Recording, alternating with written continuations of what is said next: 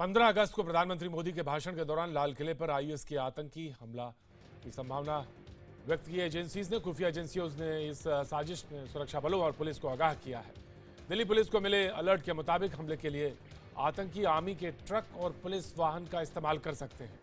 सुरक्षा एजेंसियों को 7 रेसकोर्स से मिले लाल किले तक सुरक्षा के पुख्ता इंतजाम करने के निर्देश दिए गए हैं। आतंकी हमले की आशंका के मद्देनजर प्रधानमंत्री की सुरक्षा में 2 लेयर की सुरक्षा चक्र को अंजाम दिया जाएगा। प्रधानमंत्री के रूट में आर्मी के वाहनों पर भी कड़ी नजर रहेगी। इसके अलावा पार्किंग में खड़ी गाड़ियों की भी छानबीन की जाएगी। ज्यादा जानकारी के लिए बात करेंगे अपने सहयोगी आनंद तिवारी से।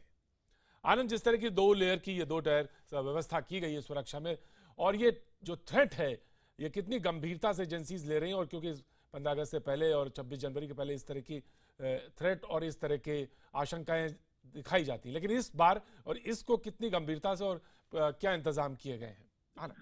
जी देखिए प्रतीक, हाल में ही एक हाई लेवल मीटिंग हुई थी दिल्ली पुलिस की एलजी के साथ। उसमें जो सुरक्षा एजेंसियां हैं उन्होंने एक अलर्ट दिया था दिल्ली पुलिस को, और उसमें ये कहा गया है कि जो आर्मी के ट्रक हैं, जिससे कि जो आर्मी के जो जवान हैं उनको जो जहाँ पे वेन्यू है वहां पे ले जाने के लिए, या जो सरकारी हथियार हैं वो वहां पे सुरक्षा ले जाने के लिए ले जाए जाते हैं, उन हथियारों को और उन गाड़ियों को आतंकी अपने कब्जे में कर सकते हैं, अगवा कर सकते हैं।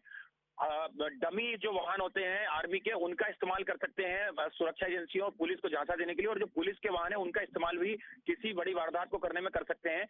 इसके बाद से दिल्ली पुलिस ने अपने तमाम स्टाफ को ये कहा है कि अपने अधीनस्थ जो काम करने वाले जो जूनियर रैंक के अधिकारी हैं उनकी पहचान सुनिश्चित करें। अगर भीड़ में कोई ऐसा शख्स नजर आ रहा है जो पुलिस की आर्मी की वर्दी में है और वो लग रहा है कि सस्पिशियस है, वो स्टाफ से नहीं है, तो तुरंत उसको पकड़ा जाए, क्योंकि ये रणनीति बनाई गई है आतंकवादियों की तरफ से कि वेन्यू आनंद, जो मोडस ऑपरेंडी लगता है ये खासतौर से ट्रक में कुछ लोड करके विस्फोटक किया, इस तरह की बात, तो जिस तरह आप इशारा कर रहे हैं, तो यूरोप में जिस तरह से ब्रसेल्स में हुआ, तो वो एक कहीं ना कहीं दिमाग में है और एजेंसीज को लिए बहुत काफी मशक्कत करनी पड़ेगी और काफी हाई अलर्ट रखना पड़ेगा, क्योंकि मोडस ऑपरेंडी उसी तरफ आप इशारा कर रहे हैं।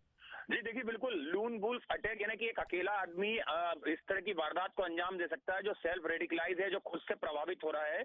और जिस तरह से विदेशों में इस तरह से जो हमले हुए हैं, उसके बाद से एक और अलर्ट में ये भी बताया गया कि जितने भी बॉर्डर इलाके हैं दिल्ली एनसीआर के, उनमें जो बड़े वाहन आते हैं उनको बॉर्डर से पहले रोक दिया जाए, क्योंकि ये भी आशंका है कि बैरिकेड तोड़ते हुए संदिग्ध जो वाहन है वो दिल्ली में एंटर कर सकते हैं। वहां पे जो पुलिस बैरिकेड लगाते हैं उनको नुकसान पहुंचा सकते हैं, इसलिए एक एक करके वाहनों की चेकिंग की जाएगी इस बार, और बॉर्डर से काफी पहले है जो तमाम वाहन है उनको रोक दिया जाएगा। ये भी सुरक्षा एजेंसियों को पता चला है कि इस तरह से भी आतंकी दिल्ली एनसीआर में घुस सकते हैं। इसके अलावा जो पीएम रूट है उसको लेके भी खास तौर पे निगरानी रखी जाएगी। 2 लेयर के सुरक्षा चक्र बनाया गया, और जितने भी आसपास के इलाके हैं वहां पे सेना के ट्रक पर खास तौर पे नजर रखी जाएगी। जितने भी पार्किंग एरिया है उन पर नजर रखी जाएगी, और पार्किंग में गाड़ियां खड़ी है उनकी सघन तलाशी ली जाएगी वेन्यू के आसपास लाल किले की।